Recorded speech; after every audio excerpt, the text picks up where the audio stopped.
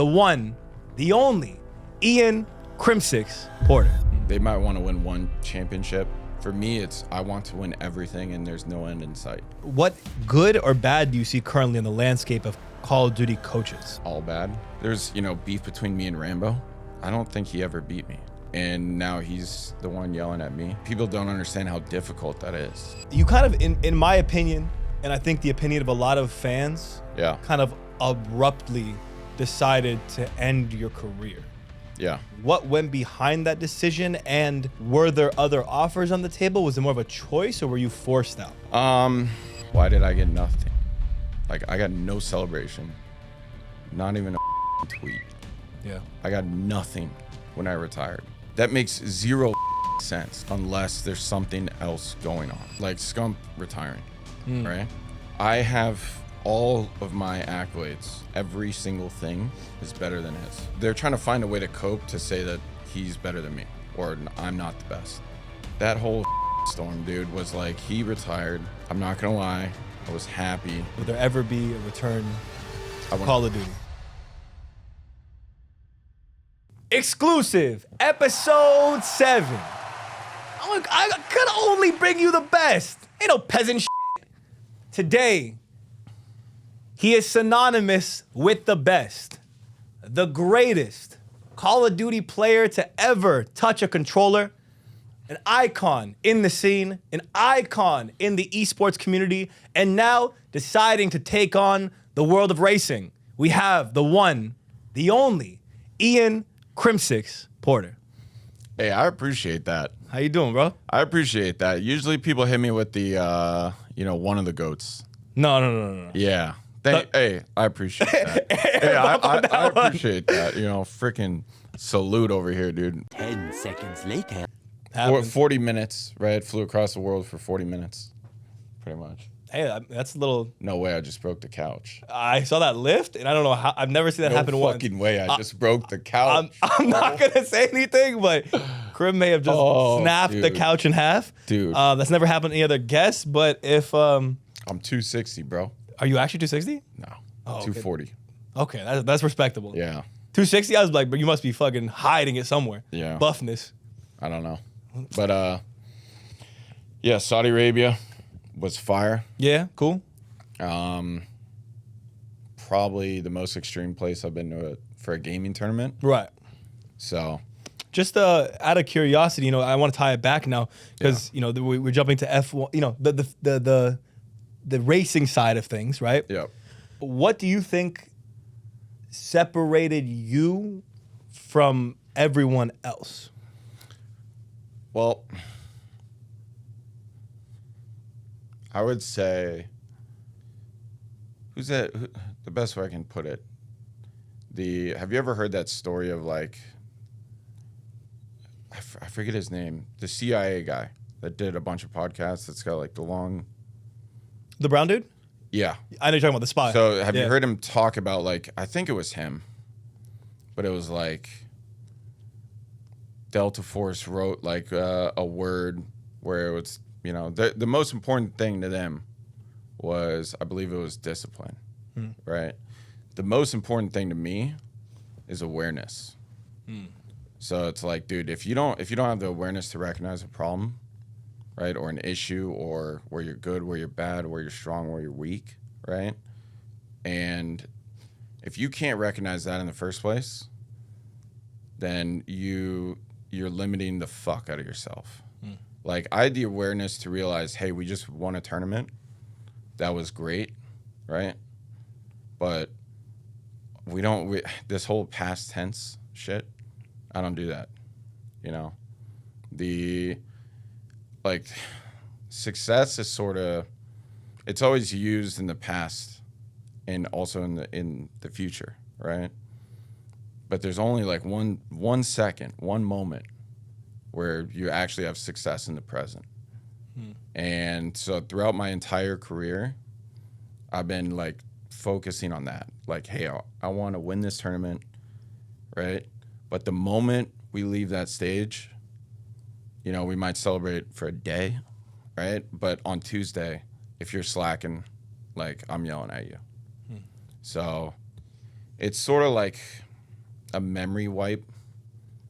You know, just being able to forget your success will make you successful in the future. So I always said this in interviews. It's like, dude, you know, if I had 38 trophies behind me every day I played, I guarantee you I wouldn't get to 39th. Right? And I feel like people sort of always just toot their own horn. Like, they always want to relive their good moments, but they don't really realize that, like, hey, we can make another one.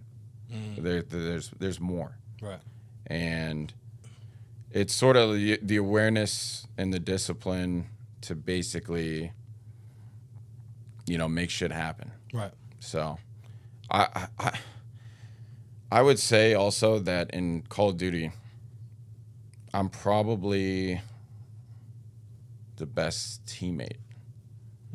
Whether you like me or not, right? Whether you think I'm an asshole or a fucking angel, right? You know, an angel or a devil, right? At the end of the day, I'm gonna try to get you to extract the most out of you. So that was sort of my specialty. In 38 championships, in that time you've had you know, a multitude, a range of teammates, right? All around, from young guys to veterans to guys that you're same, you know, similar level to you, same amount of years. With this kind of mindset you come in with, what do you look for, and how do you identify the type of people that you want to play with, and if they will give you that same kind of energy back? How do you form a team like that? I look to see who they are as people, because, you know, the whole attitude is contagious, right? You don't want to be around people that are okay with 50%. You know, like that's the worst thing possible. How has that changed from young? You know, your youth in the career when you're again teaming with guys that you don't have that kind of pull and respect level. Yeah. And then compare that to maybe the close of your CoD career where, you know, you are Crimsix, you are the GOAT. Yeah. People know you for that. So people come in with that level of respect. How is that? How do you check that ego, and how do you make sure that they? It honestly got annoying. What do you mean?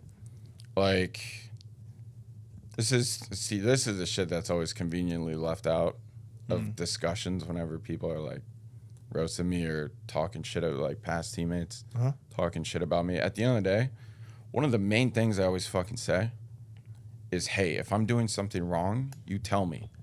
If I'm slacking, you tell me. If I'm shitting the bed, like, tell me, okay?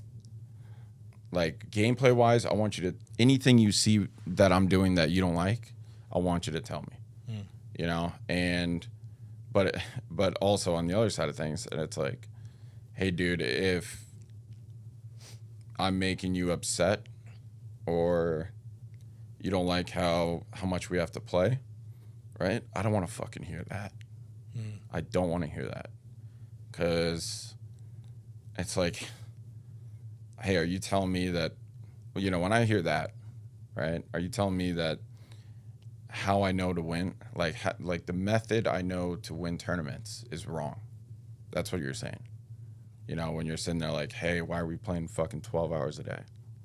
You know? I'm like, hey, because I've won 30 plus doing it. Yeah. And that to me is just sort of, I don't know, that's sort of the root for a lot of the drama. Right. But at the end of the day, I've always been like, man, gameplay wise, I want you to fucking roast me if I am terrible.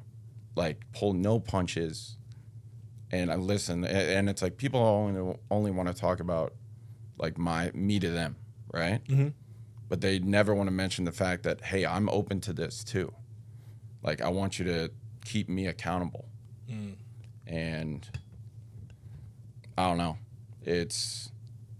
I feel like we, especially now, right? I feel like not only the fans, the players, maybe the fucking orgs. I doubt the orgs. I think the orgs might be the only ones who recognize this. Is that we are world-class athletes. I don't think we're athletes at all. Well, you do something that other people can't do. Yeah, exactly. And it's like, we're not here to have a laugh. We're not here to put on a show. Like, we're here to win. Like, this is what we get paid to do. This is all we know, right? And you want to sit there and fuck around all day? Yeah. Like, no, I don't want to. No, sorry. I don't want to play with you. I don't want to have anything to do with you if people are talking like that. So I feel like people seriously forget that. Like, players or fans, they forget the fact that, hey, we are the world's best. Yes. Let's fucking act like it. So you're seeing a lot of the abrasiveness when it comes to teammate drama and stuff you maybe had in the past is a lot to do with your drive as a competitor. Maybe some people not seeing you eye to eye on that level. Yeah. Okay. Yeah. I mean, I would say it's a difference of, like, my goals versus their goals. They might want to win one championship. They might want to, just make money off salary, right? For me, it's I want to win everything, and there's no end in sight. So it's a difference of goals to me. That's what I think is why that happens. Because there's certain, it's funny, right? Like the old Complexity team, Clay, Damon. Like, there's certain people that I get along with really well. Right. Like, and bond with and all this stuff, but it's like a very small group of people, and then the rest just fucking despise me. And at the end of the day, it's just like, I don't care if you can't relate to me because, I think differently about things than you do. Greatness isn't supposed to be relatable. Yeah, exactly. It's just not. Yeah. But you speak on Clay, you speak on Karma, two guys who are definitely on the top of the list within at minimum top 5 of everyone's lists. Clearly, you guys have a similar mindset coming in. With the whole Clay situation, I kind of, you bring him up, so it's kind of a perfect segue to ask. But on that New York team, there seems to be a lot of different variations and different viewpoints to the story of what happened. How do you see it from your angle of what happened with that team? Well, so first of all, it was probably the worst year. Me or Clay, probably Neptune too, Hydra. Like, literally everyone involved that year. Maybe not so much towards the end. But, we talked about it, right? At the end of the day, no one wants to look at it from my perspective or Clay's perspective. You have to take both into account. And it wasn't a matter of like, hey, you're bad, you're good, we're boys, we're enemies, right? It was a matter of like survival. So, it all sort of started when, we kept losing. Yeah. We couldn't fucking win. We won one series over half the year. Wow. It was, or maybe it was like 3. Either way, we were going to events to get 6-0'd. Like, something had to change, right? Yeah. And both me and Clay sort of knew, like, hey, there's an elephant in the room, and the elephant is age. We're both too old to be on the same team, right? And I don't know. It's like I get flack for that situation, but it was like, man, I didn't even bring it up. What do you mean? I was not the one who brought up like, hey, one of us has to go. What? I don't even know where it came from, but at the end of the day, it's like, that's whether it was Clay or the org or Paco or this and that, it doesn't matter, right? But both of us knew that, like, hey, one of us had to go. And deep down, me and Clay both knew that. You're saying it's almost a mutual understanding. Yeah, well, it was a mutual understanding between the team, but it's unspoken. Individuals. No, then we started to speak about it. And then that's sort of when the team went from, a pile of shit to this. Everyone just kind of doing their own thing. So the best way I can describe it and we talked about this before. A little bit, yeah. Yeah, which is like, imagine, and everyone watching this, I want you to put, this is sort of for you guys, right? Imagine the thing you care about the most, okay? And then someone came in and said they're going to take it away from you, right? And what did you say? I said family. Yeah. So and then I gave you the example of, hey, your family's collapsing, your brother goes to you, right? Or maybe your mom, dad, doesn't matter. Says you or your brother has to go. Like, what are you gonna do? Yeah, and that choice has to be made. Yeah, exactly. And you're gonna have to, and that's essentially what happened with Subliners. Was it was a fight for survival on the team. So Was I know Clay speaks on it where there was moments where you were reaching out to the ownership, kind of tied. they fucking hated me way more than Clay. That's again Way more. That's the interesting part. That they fucking despised me. He said there was a They were new looking CEO for- guy or something Yeah. that really didn't like you. Yeah. But then you had conversations with them, and then what is your take on his words that they picked him to drop? Because if you had got dropped, it would have been more of a social media backlash. No. Do you agree with that? No, I mean, I can't speak for that. I don't know. I mean, either way, there was going to be one. You know, me or Clay, either way. At the end of the day, it was more of like the team wanted me. The owners wanted me gone. They wanted me gone. And I'm like sitting there like, dude, and one of the org owners, so that new guy that came in. Yeah, right? the new CEO. Yeah, I don't know if he's still there. At the end of the day, I don't have a problem with him personally, like as a person. But I mean, dude, you're a book author, that's what he was, right? Deciding our COD team. Yeah, it's a very weird. Like, Yeah. I'm like, dude, I think you're funny as hell, even, right? But you want to decide our COD team. Did So Gersh really have a say in this team? yes, Are you joking? no. Where? Okay. They asked Gersh. That's a real thing. They asked Gersh. They asked Gersh who should be on the team and who shouldn't. Yep. And then what about the flip, the change from Bobble to D-Real? How did that come about? That was. I mean, then there was whole. Well, just all these moving parts around. I don't even want to get into that because it's so like it's the cherry on top. That there was drama between the coaches too. I mean, we had 3 fucking coaches. Yeah. I didn't really have much of a problem with Bobble, but I had an issue with the coaches in the COD League now, right? They should be analytical, and they should be more mental coaches than anything. They should be guiding people how to think and how to play, right? But they shouldn't be telling them how to play. So it's like Bobble would be, telling us how to play. But at the end of the day, right?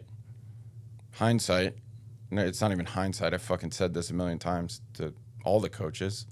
I'm like, dude, we can't win a fucking hard point. Yeah. You know? You can tell us as much as you want. We're just not winning this shit. Yeah, it's like, I'm like, dude, there's 4 or 5 maps total. Yeah. We can't win any of them. I'm like, your coaching doesn't really matter if we're getting fucking turned on. Right. It's like right now it was like we needed more of a mental coach so we could fucking shoot straight. So we could, practice hard every single day. And that's sort of what D-Real is. So speaking on the coaching, you bring up an interesting thought of COD coaches. Yeah. You say that they should be more mental. What role right now, or what good or bad do you see currently in the landscape of Call of Duty coaches? All bad. All bad. Not all bad. Don't get me wrong. Right. I think there should be more JPs out there. And it's not really possible. Because JP is sort of like a data guy that like likes CoD. Like Yeah, he's more statistical. Yeah, I've talked telemetry data, so that's like the racing, the motorsports data, Right. right? Like JP's closer to an F1 engineer data guy than he is to like a Call of Duty coach. You know, luckily, like, and that data aspect is sort of very, and it's all data on stuff you can't really notice. Yeah. You know, Yeah. like it's all sort of stuff that goes under the radar. It's like, hey, we had good spawns on this hill, but we only got 40 points. The usual amount of points is 56. You know, it's stuff like that where it's like that is needed. Right. You could take specifics instead of just generals. Yeah, exactly. And it's like I don't know, the me as a player, it was so difficult to deal with some of the coaches because I'm like, dude, like how, I don't know. It was a tough spot because there's, beef between me and Rambo, right? Okay. And on Empire. Okay. And secretly deep down, if you take my perspective, where I beat Rambo, I don't think he ever beat me. Like, and now he's the one yelling at me. Yeah. Tell him, like, he's the one disagreeing with me. Right. Like, I realize that sounds like egotistical or whatever, right? And I realize, I may be wrong or right, but when it's every single fucking thing I bring up, then I know it's like, hey, this is you're just arguing or this personal, yada yada. But I still listened, at times, but people don't understand how difficult that is. And it was the same thing with Bobble, right? Yeah, he's all people you played with. Never beat me. Yeah, and it was always difficult to deal with that. Fundamentally, do you think it's a good idea for ex-COD players to become the coaches? Or do you disagree with that in a whole and you want more people who are outside of it? The shitty thing is that the really good COD players become content creators or casters, or they'll do something that provides like more of an income than doing coaching. So would you ever be a coach? It's for the right price because it's a lot of work. It's a lot of work. You kind of, in my opinion, and I think the opinion of a lot of fans, kind of abruptly decided to end your career. Yeah. I wanted to know, I'm sure a lot of other people want to know, is what went behind that decision, and were there other offers on the table? Was it more of a choice, or were you forced out? So it was a little bit of everything. It was me sort of deciding it was my last year, and I sort of decided that because of my left thumb. What do you mean? Like it's the tendons are gone. It's sort of like I can push down, right? But I can't come up. And it's past the point of pain. Like it's just dull, numb. Okay. So it was sort of that, because I'm like, hey, I'm sort of a liability every day. I wish I could play more. I need to play more. Sort of letting everyone down by not doing more. Right. But I'm limited physically. And there was no surgeries or anything that could be done? No. I mean, I saw a hand doctor like way back, IW. And it was like one of the top ones in the country. It was in like downtown Chicago. And they were like, yeah, they ran tests. They're like, you're so far above average that our only advice to you would be to play less. And I'm like, yeah, I can't fucking do that. Yeah, I don't have a choice. Yeah. Okay. Like, yeah, and that was after Black Ops 3 champs. That was when played the whole fucking year. Formula 1 of me dropped. So essentially, you were already dealing with this for years on end. This thumb issue. Yeah, that was in fucking That was IW. IW year. So then, we fast forward to time where you're deciding to retire. You're saying that year you kind of already went into the year planning to retire? Yeah, and Subliners year. Huh. Yeah. But I was like... Didn't really share with anyone though, huh? No, I shared it with the team. That was it. And I don't know. It was just like, man, I'm getting older. Okay. Tough to communicate with people. Not relating so much to the younger guys and stuff like that? Yeah, I'm like mentally and, cognitive function. Like I know what's right. I know what's wrong. I know it's like the good play, the bad play. Right. All that stuff. But it's like I physically can't do them. And so that was sort of my reason for wanting to retire. Right. Do you feel in the way you retired, there wasn't much of a celebration of you until much later when a lot of people called upon? That's another point. So how do you feel? Do you feel disrespected by the league and the corporate side of things for not Let's just say this, putting right? it forward? So after what I just said, right? Yeah. Half the people are probably sitting there, yeah, he's fucking lying, right? Why did I get nothing? Like, I got no celebration, not even a fucking tweet. Yeah. I got nothing when I retired, right? Unless something was going on, behind the scenes. Yeah. Like, it like, that makes zero fucking sense. Yeah. Unless there's something else going on. Like, my proof is the fact that they literally did nothing for me when I retired. Right. That is my actual proof. And it's like, other than that, like it's not serious enough, or I don't care enough anymore to actually pursue it or do this and that. At the end of the day, I mean, that whole shit is, to me, it's a sinking ship and they know it. So it's whatever. I'm like, it's whatever. But you're talking about CDL, yeah? Yeah. But, well, not even just CDL. It's like esports is really tough right now. Not even just esports, the whole fucking U.S. Like, shit's, shit's not going well. Right. How do you control and maneuver the narratives that build up online, especially when it comes to you? I don't know. It's like there's not even conversations to be had about some of the takes. What do you mean? What do you mean there's no conversation to be had? So, like, one of the, let's just talk about the other elephant. Yeah, we hit the nails on the head. Like Scump retiring, right? I have all of my accolades. Every single thing is better than his. Except for he has 2 X Games gold medals. And I have 1, right? That is it.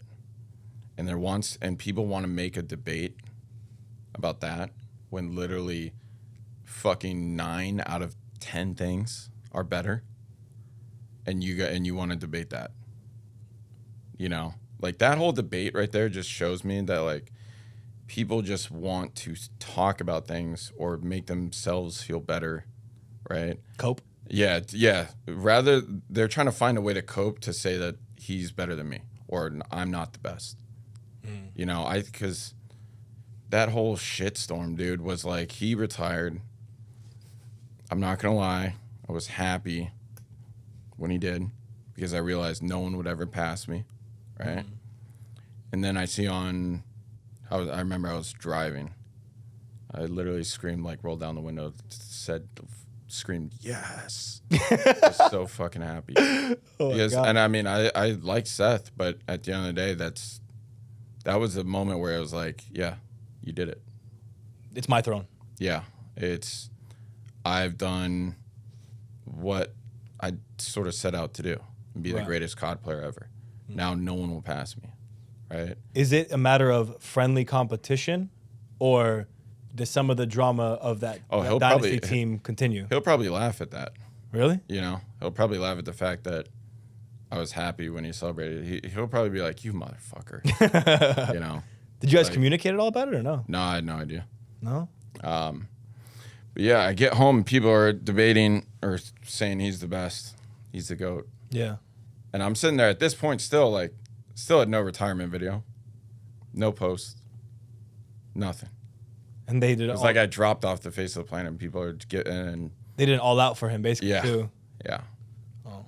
And that's when I got the tattoo, because I'm like, if no one's going to recognize what I did, at least I will every time I look down. Do you find a difference between the greatest and the most iconic? No, I mean, Seth's definitely had a bigger impact on Call of Duty. Yeah. And competitive Call of Duty. But when you talk about the greatest player, there should be no debate. Like, and I'm saying that, bro, like, if I'm in Seth's shoes, I'd be like, yeah, there's no fucking debate. And I mean, he's even said it. I think there's been times where they've clipped him. But yet, too, and here's the most annoying part is, like, I know that's what Seth thinks. I know that's what, we've talked about, right?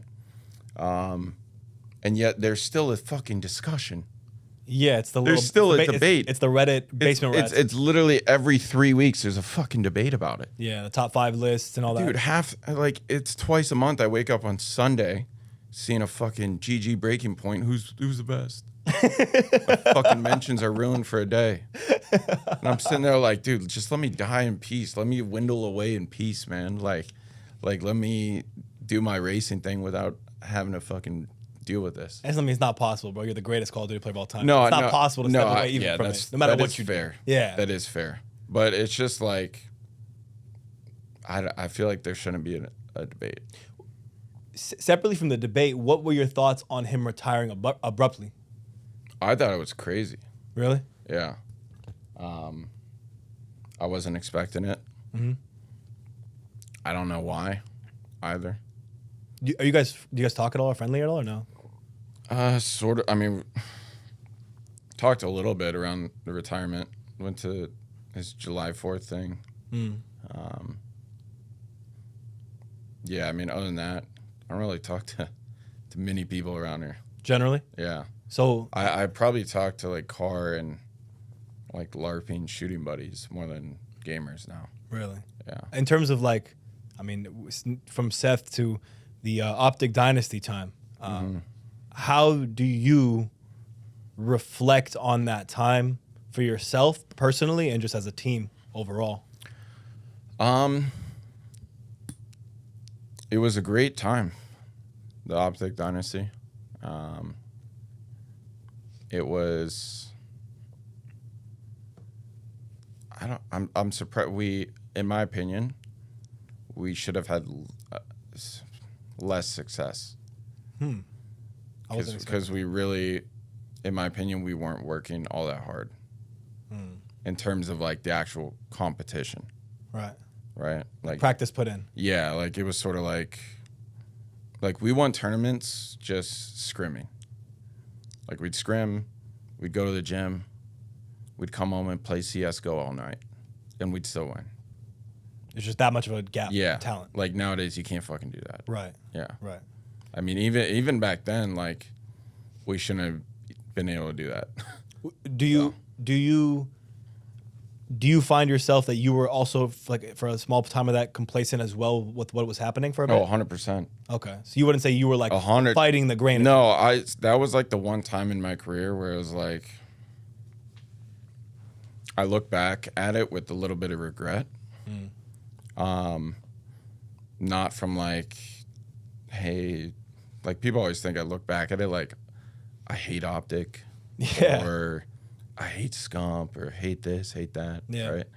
No, I hate myself for that time because we were fucking goofing off and I was like, and we were still winning, but we weren't winning everything. That team could have won everything. That's what I was going to say. Yeah. And if you guys put in that time, you think you would yeah, and I wasn't there to keep them in check. Like, I wasn't there to keep me in check. You know? Yeah. Like, I would be like goofing off playing CS:GO with them. Yeah. Go to the gym with them. And that was it's not my biggest regret. But it is like probably top 3. What's your biggest regret competing? You said it's not, so now I got to pry a little bit. I've thought about it. Yeah. Now? Sure. Speaking in terms of right now, looking back, it's funny, right? It's probably joining OpTic. What? But not because of that dynasty. Oh, okay. Right? Not because of anything you would think of, right? So when you like, everyone's like, "What the fuck are you talking about?" Yeah. Right? I'm talking about like right now doing sim racing. Like I don't like everyone sort of just left me, right? So like before OpTic, I had 200K on YouTube. You know, I was doing content before OpTic, right? People were fans of more than just Crimsix. They were fans of Ian Porter. Yeah. Right.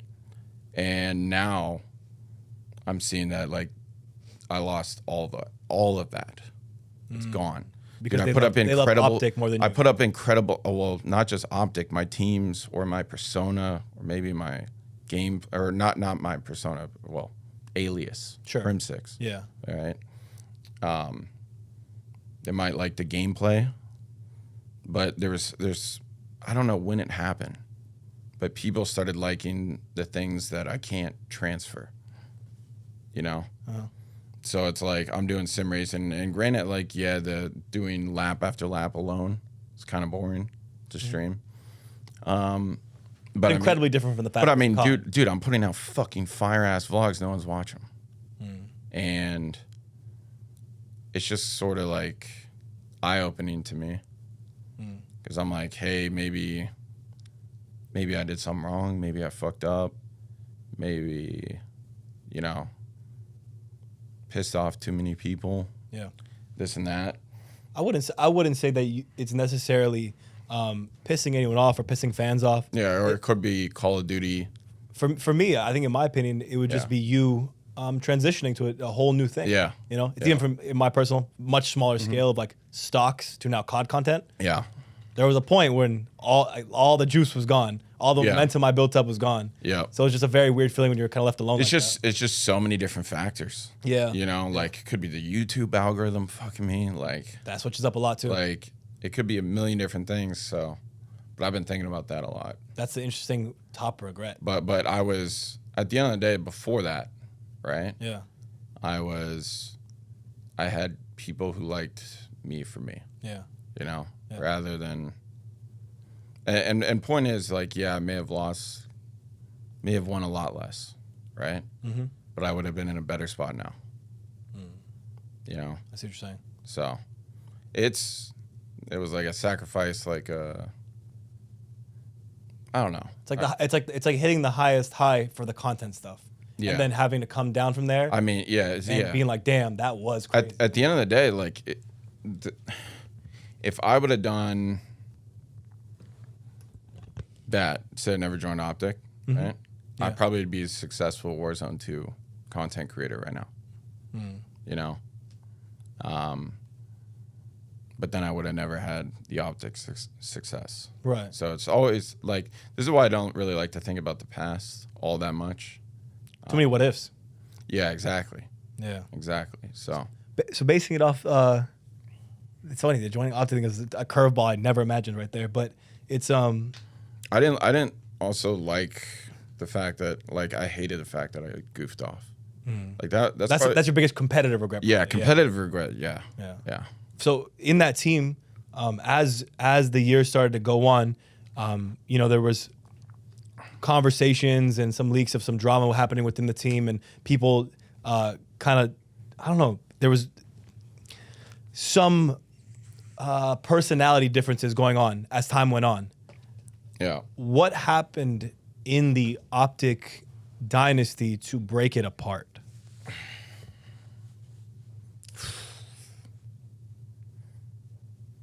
I got time. No, actually, I don't want to talk about that. Okay. I feel like being on OpTic is every player's and even now CoD content creators like top pinnacle, right? Yeah. It's like the highest point for a lot of people. It's usually it's argumentative phase or OpTic, but for CoD, I say it's OpTic. Yeah. What was it like? You know, you speak on the downside of having them behind it, but what was it like in the moment to have that support of the Greenwall? It was very different. It was very different. It it was weird. We went from no one cheering, silence when you win, right, to cheering, you know. So that was great. Meeting all the fans.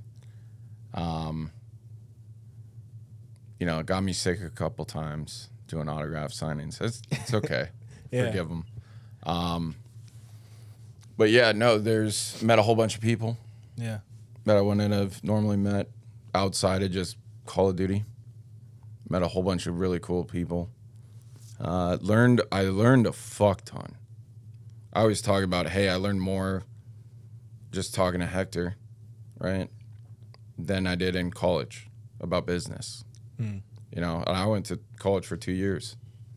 What's a professor compared to the guy who built this business? Yeah, I'm like yeah, comparable. exactly. Yeah. And it was that, like, learned not just a lot about business, but also esports, how things really work, how to do content, how to, you know, sort of multitask better.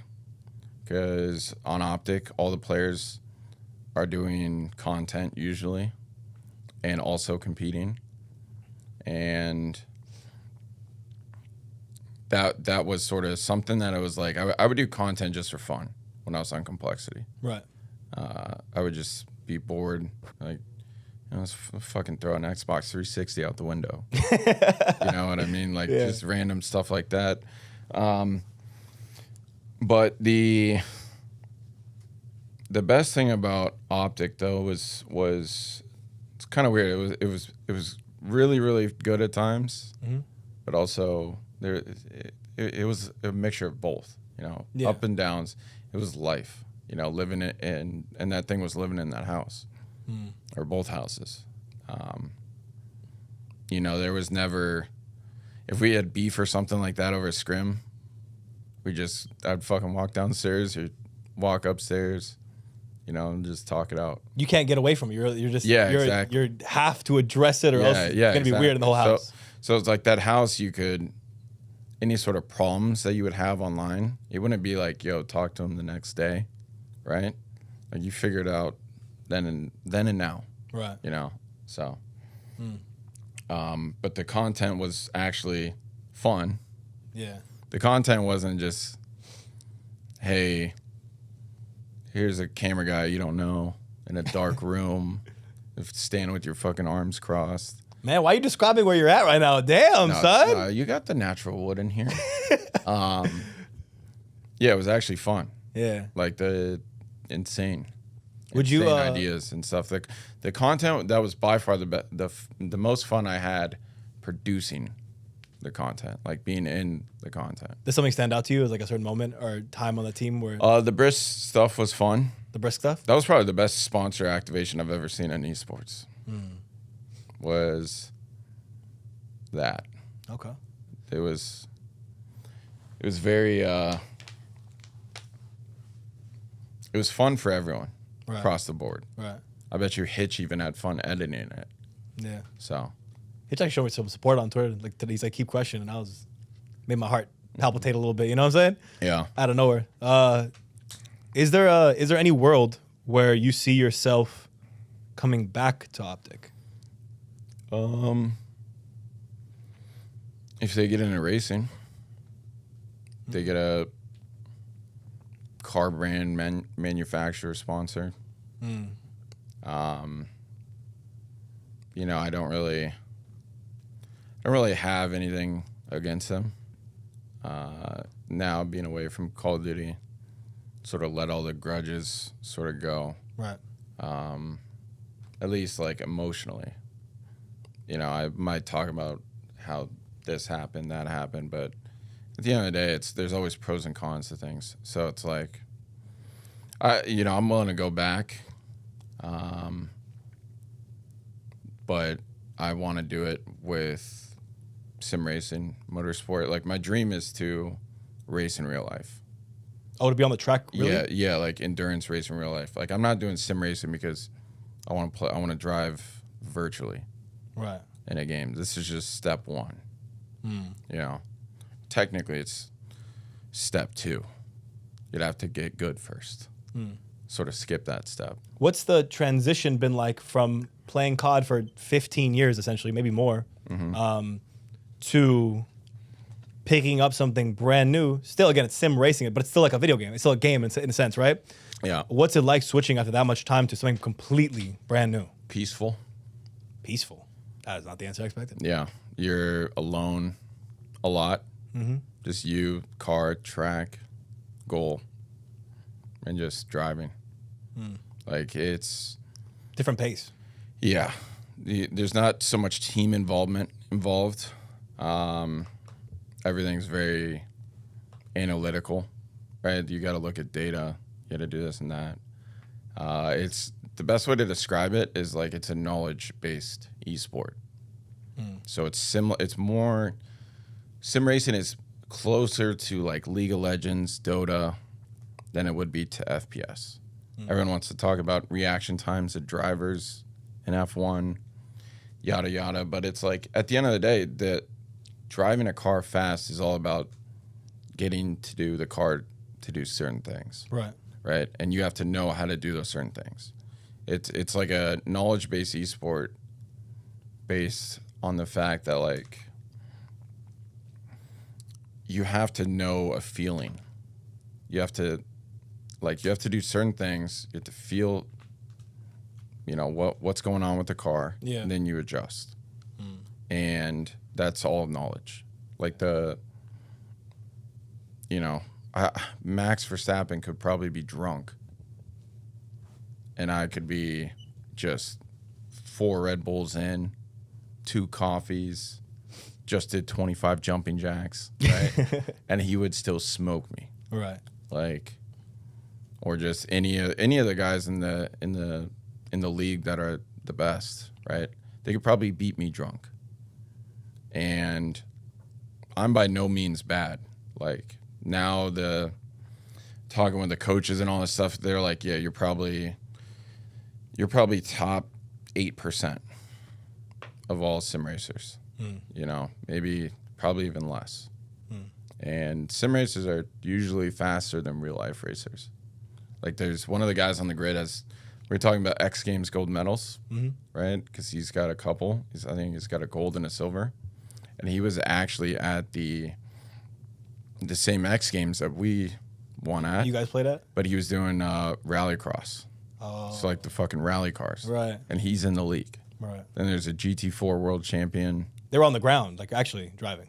Yeah. Yeah, in real life at the X Games. Wow. And he won like gold and silver. It's crazy how it all comes back in a full circle. Yeah, and then there's GT4 world champion or Euro champion.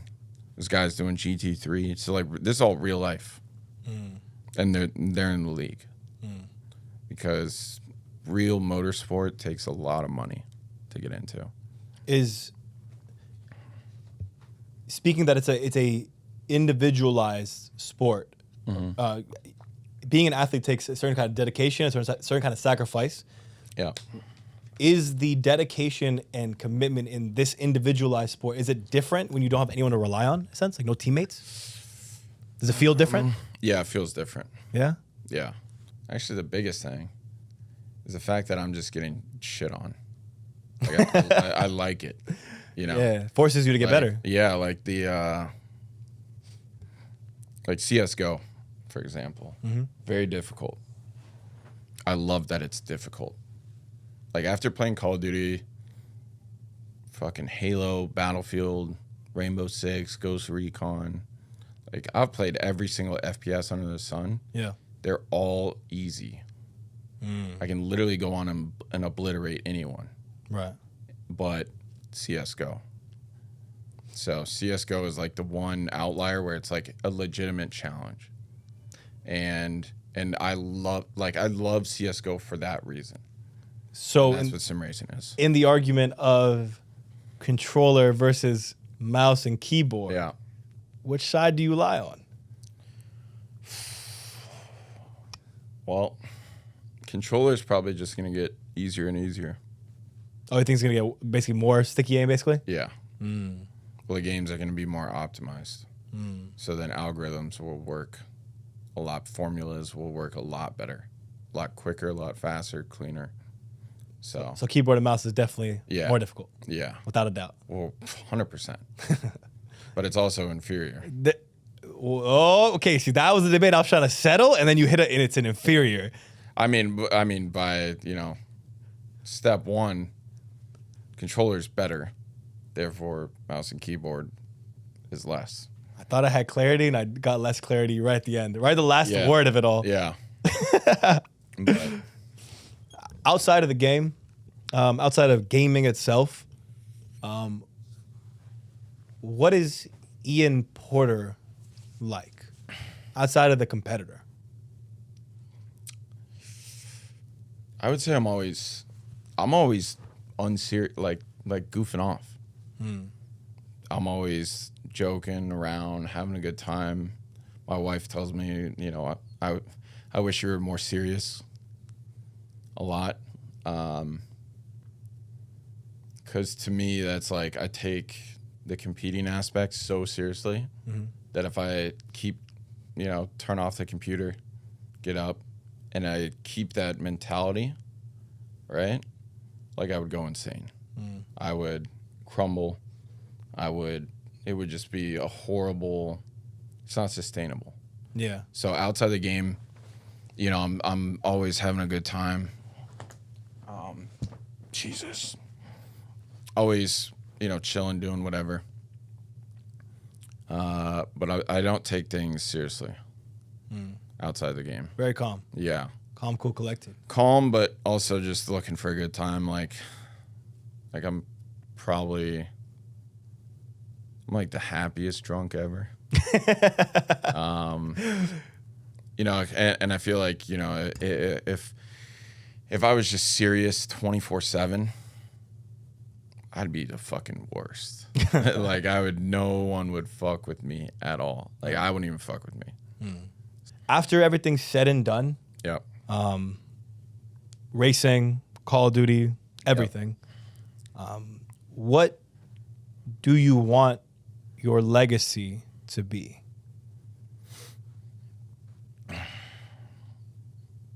I would say the old version of me would answer that question.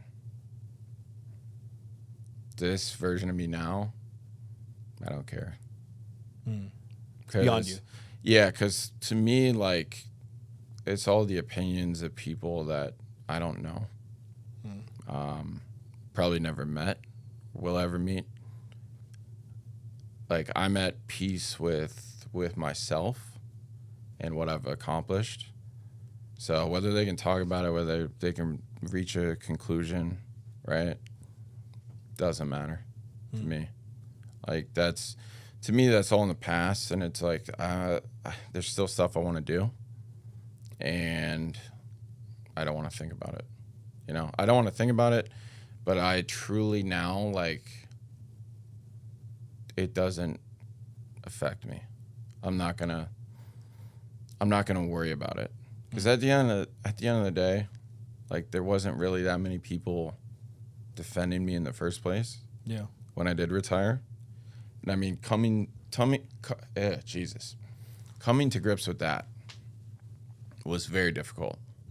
But that's put me at a point where it's like the only voice in my head is myself, and I'm not, thinking about what someone else has to say, whether it's against me or for me. Yeah. Right? It's only you and your thoughts.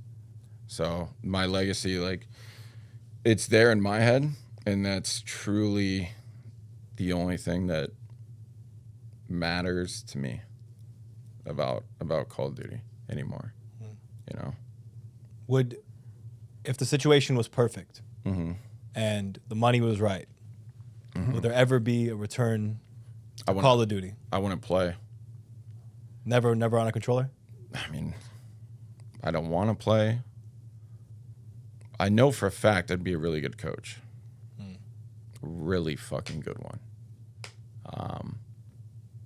That might be the only thing that I would do, but that's like last option. Truthfully, that's last option. Right. Because it's glorified babysitting. It is. Would never as a commentator or in that sense, a media personality? Commentator personality, I'd probably do it. Okay. Yeah, coaching, managing, commentating. Mainly, I'd want to do interviewing at events. That'd be number one for me. Yeah. That's just fun. Yeah, exactly. Yeah, but playing. What else is there? Off the table for now? Yeah, playing's off the table. Doing actually multiplayer gameplay content, like creating content around multiplayer. Not for you. I would need a therapist. Yeah. Straight up, I would need a therapist. You mentioned some problems with Coach Rambo when you're on Envy. I know you saw the drama this year that he had on OpTic as well. Is there any insight you could give us to his style of coaching or something he does that maybe would kind of tell a little bit more about the story? Yeah, I don't know. The coaching is just, from him, it's too strict. It's not loose. It's not like what I said before. Yeah. Like a coach should be guiding your players how to think. Like, so you're constantly adaptable, right? That's the biggest issue with Call of Duty coaching is it's strict, right? But it should be teaching players how to be adaptable and how to think, right? Like if you see this, you do this, right? Yeah. That's strict, right? But if I'm a coach, I'd be like, if you see this, right, what are your options? Then you reply, right? What do you think's the best one?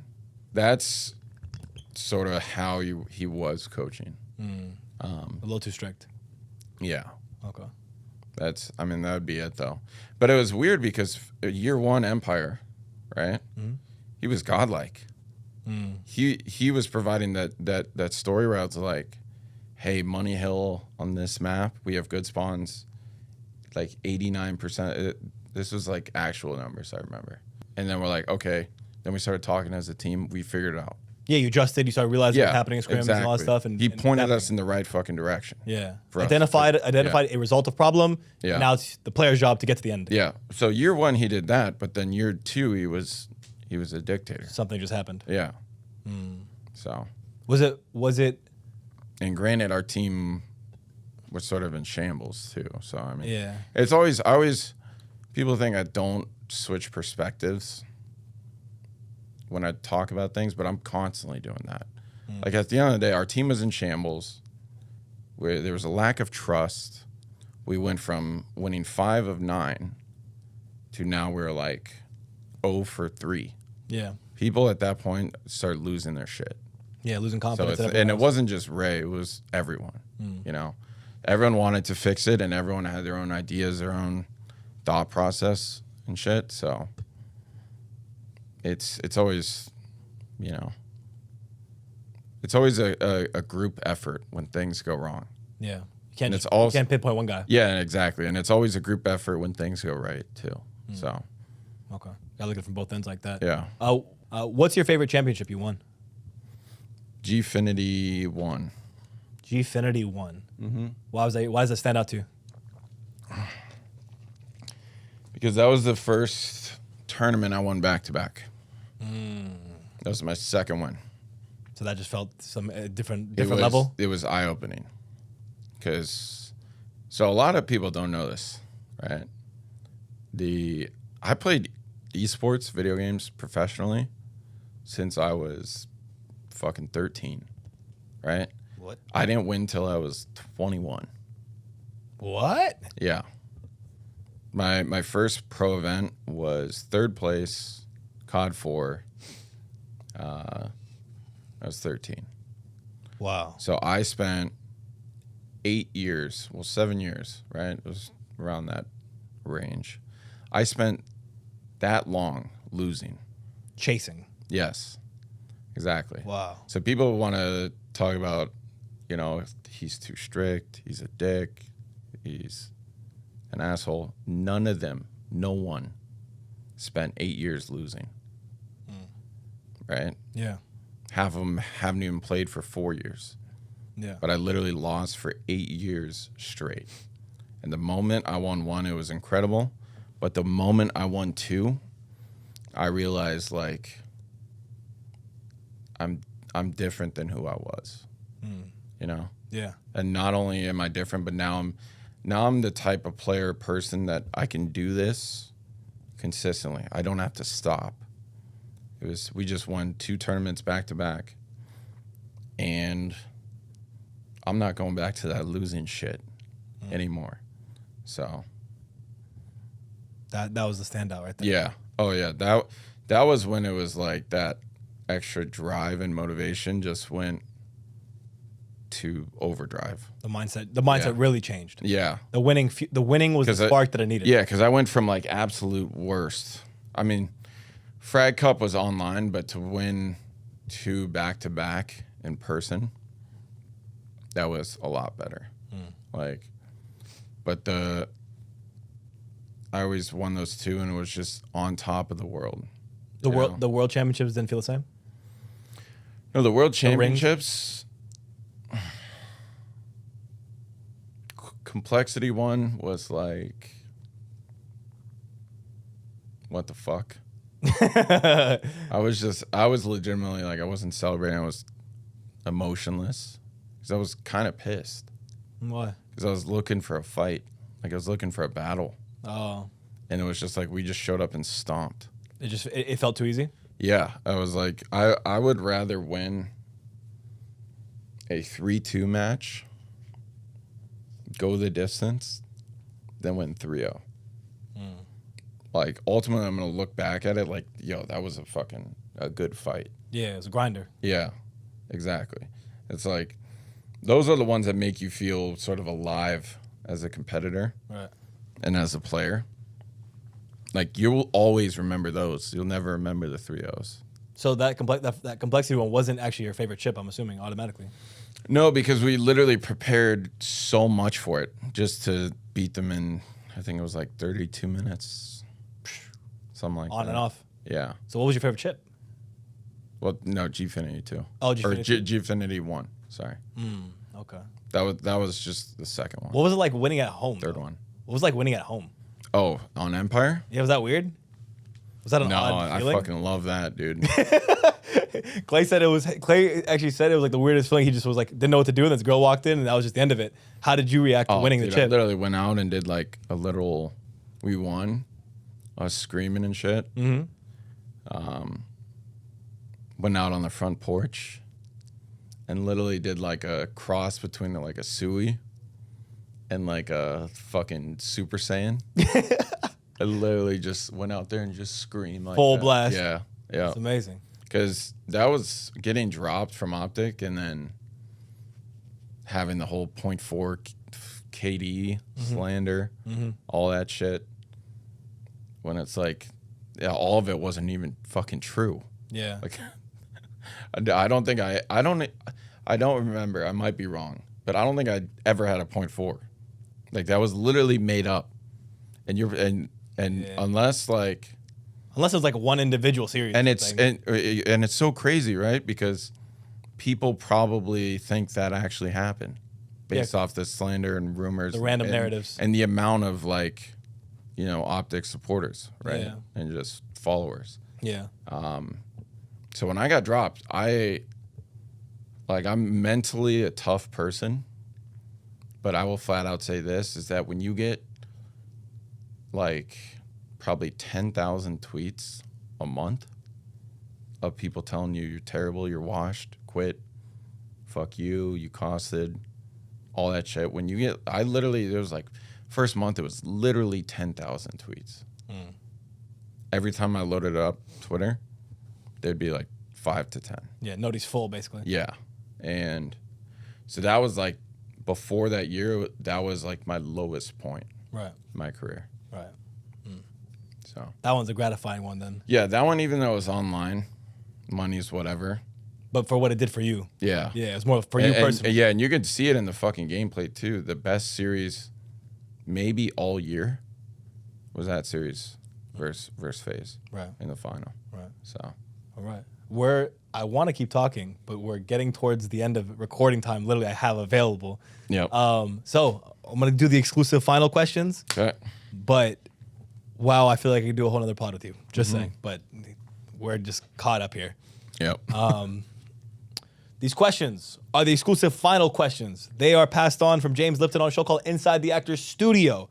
I passed on his tradition because I loved watching the end of his interviews and how people would just react to these questions. So I kind of pass it along. Ian Crimsix Porter, what is your favorite word?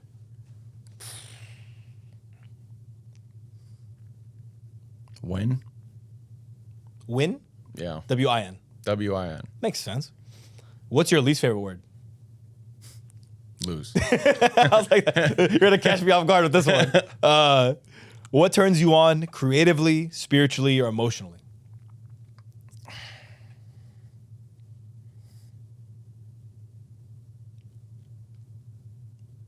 What do you mean by that? What does that mean? What turns you on creatively, spiritually, or emotionally? What gets you going? Probably integrity. What turns you off? The opposite. Whatever. Dishonesty. Dishonesty, yeah. What is your favorite curse word? Fuck. Okay. What sound or noise do you love? What did I say again? Pick something. I don't think Your wife. Oh, yeah. You're like, I got a different answer now. No. I'll just say it again. Disclaimer: the SD card ran out. But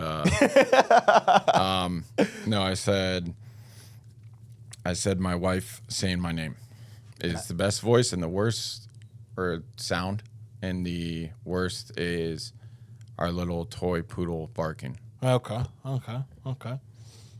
What profession other than your own would you like to attempt? So not include anything can do esports related, or you mentioned earlier you wanted to do racing, not racing. Okay. Yeah. Being a pilot. Okay. What profession would you not like to do? A lot of things. I would probably just say anything I'm not passionate about. I feel like an answer that a lot of people, especially gamers, gave was office jobs, white collar, just like the monotonous day-to-day, same routine jobs. Yeah. Anything I like mean, the thing is, an office job, it could be not boring. Like an office job in esports wouldn't be all that bad. Could be kind of fun. Yes, and it's all about like, dude, I've seen the FaZe office, I've seen the Envy office. Those offices are fucking cool. So I would have to say just anything I'm not passionate about, which would probably be a lot of fucking things. Just a lot of jobs, basically. Yeah, something that I don't like to do. Did you ever have a job outside of gaming in your life? Yeah. What'd you do? Sports Authority. Really? It's like a little sales rep? Fucking UPS, night shift.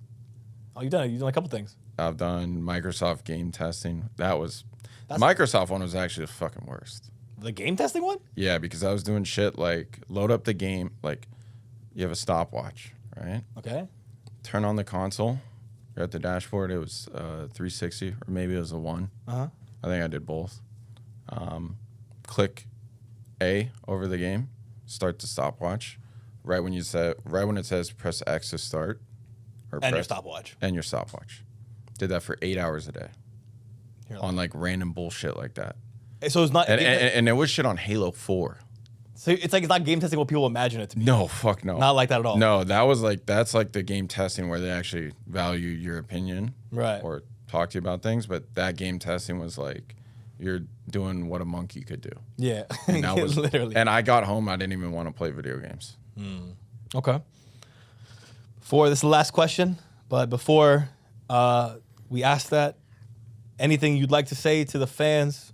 You have a lot of them, whether it's Call of Duty, racing, all of it. What is your final message, and where can people find you? What's coming up? What do you got going on?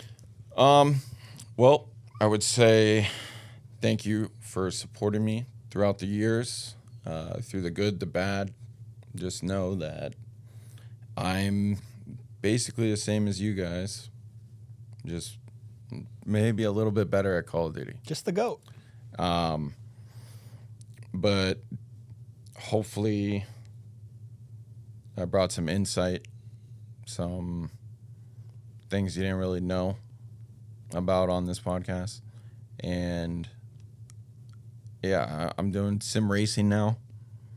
For those of you guys who don't know, stop asking me about coming back to Call of Duty because there's only certain things that I'll come back for, but never as a player. And yeah, the sim racing season, ESLR1, starts Thursday. And What's that date? Thursday? Thursday is 29th, 28th. August 31st. August 31st. Yeah. Okay. There it is. 31st. At Crimsix. Yep. You know, follow them I'm everywhere. gonna be streaming it. So they allow individual streams. They do? Yeah. Bet. So Well, you're actually competing too. yeah. Oh, bet. Okay. Yeah. Twitch.tv/Crimsix. Yep. Crimsix. Final question. If heaven exists, what would you like to hear God say when you arrive at the pearly gates?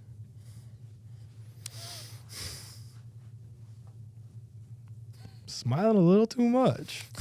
I